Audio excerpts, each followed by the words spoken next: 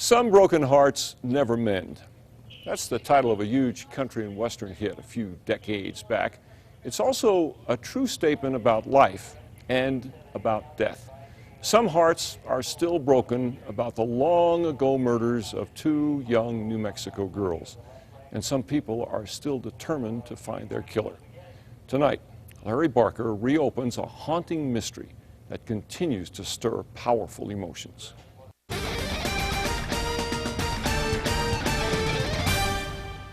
They weren't prostitutes, they weren't drug dealers, they were two little girls.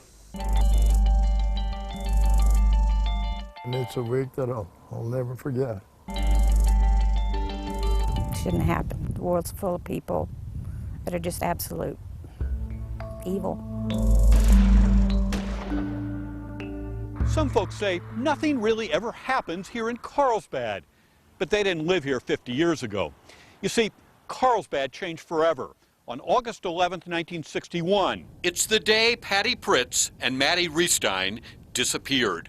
They were just kids growing up in the small southeast New Mexico town. Janis Isaacs was Patty's friend.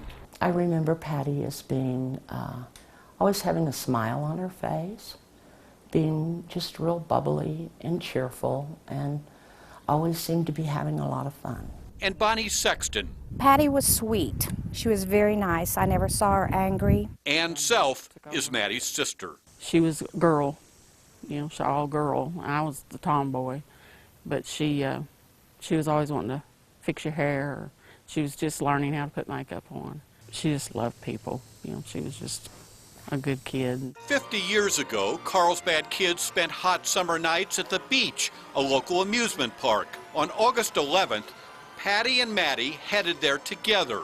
Ann Self remembers the last time she saw her sister. Well, we had a fight.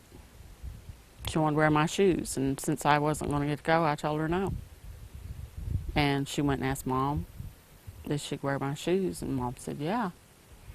And I was mad. Patty's friend Janis was at the beach that night. They had on sailor outfits that were sort of matching, and I think we were at one of the carousels or something, and I just waved, and she waved back and smiled, and that was the last time I ever saw her.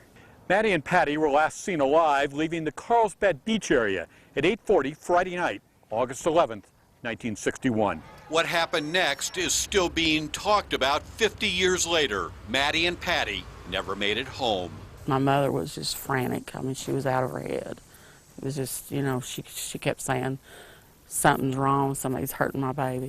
You know, it's just something not right. A missing persons report was filed. Search parties scoured the area. Shortly after 1 o'clock on August 13th, rabbit hunters made a gruesome discovery some 13 miles outside Carlsbad, here in the rugged Rocky Arroyo area.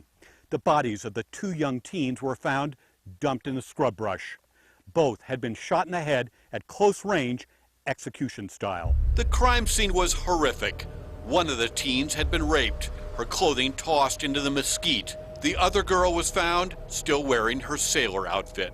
This is the first time that I have been here since it happened. Ray Anaya was the ambulance driver that day in 1961. It's something you don't forget.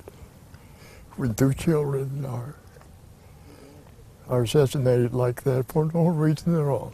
That evening, Pete Restine told his children. And he said, Maddie's not coming home. And something bad happened. And she's, you know, she's in heaven now. The murders made headlines. Officers fanned out across New Mexico in search of a killer. One Carlsbad man told police he saw something the night the girls disappeared. About 9 o'clock, an eyewitness said he saw two girls strolling down the sidewalk right here on Mesquite Street.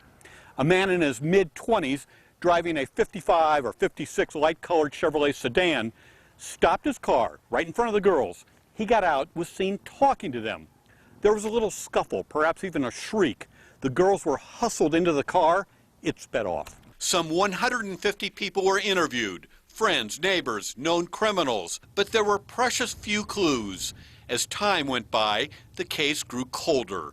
Eventually, Everything was boxed up and sent to storage. 43 years after the murders, an enterprising Eddy County Sheriff's investigator revived the case. Maddie's body was exhumed. Even a psychic was called in. But the trail was stone cold. Today, few people know about Maddie and Patty, but one person will never forget. Well, there's been several times I've thought about killing myself because I couldn't handle it. Ann Restine Self now lives in rural Oklahoma. For 50 years, she has wrestled with the murder of her older sister. I feel like I need to find out what happened, to her and why. Because she was a sweet little girl. Why did it happen? Ann knows the killer's trail is ice cold. She believes the authorities aren't interested in solving this case, so she's doing it herself. She's compiled boxes of documentation and is convinced the murderer's identity is here, somewhere. And she constantly presses the Eddy County Sheriff to work the case. I'll probably go to my grave working on it. My mom, dad, and my brother went to their grave not knowing. And I probably will too. 50 years later, are there any investigative leads that you guys can follow? At this time, after 50 years, no. Today, the case is assigned to Eddy County Sheriff's investigator, Richard Sillas. It's not put on the back burner. This case will always be here. This case will always be worked. Something new comes around, it will be worked until there's no other place to go. However, solving this case on the basis of evidence will be nearly impossible. After 50 years, most of the items collected by police have disappeared. All that's left are plaster impressions of tire tracks in a boot, diagrams, crime scene photos, a wallet, coin purse, and a diary. Some material was sent to a DNA lab for analysis, but that proved to be a dead end. Ernest Mendoza is the Eddy County Sheriff. Sheriff, what's it going to take to solve this case today? Actually, somebody to come forth and confess. Patty is buried in the Carlsbad City Cemetery. Her mother died years ago. Her stepfather still lives in Carlsbad, but doesn't talk publicly about Patty. Maddie's parents are both deceased. Their little girl is buried in a small rural cemetery at Bekoshi, Oklahoma. Her sister Ann lives nearby and comes here often to remember and to reflect. I guess the thing that hurts me so bad is the fact that I think about the night that she died and how scared she was. Had to be. No one. She had to know. And I couldn't help her. Larry Barker, KRQE News 13. That killer could well still be alive. If you have information on the Carlsbad murder case, call the Eddy County Sheriff's Office at 575-887-7553. We have that information posted on our website as well.